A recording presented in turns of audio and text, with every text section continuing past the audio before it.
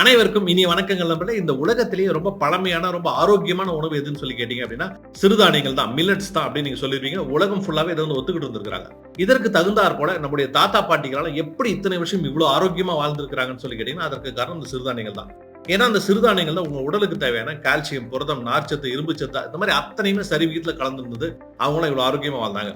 இதெல்லாம் தொலைச்சதுனாலதான் இன்னைக்கு நம்ம இவ்வளவு ஆரோக்கிய குறைபாட்டோட வாழ்ந்துகிட்டு இருக்கிறோம். ஒருவேளை இதெல்லாம் நீங்கள் விரும்புற மாதிரி திரும்ப உங்களுக்கு கிடைச்சா எவ்வளவு சந்தோஷப்படுவீங்க. இதைத்தான் நாங்க 7 Day 7 Snacks நாங்க பண்ணியிருக்கோம்.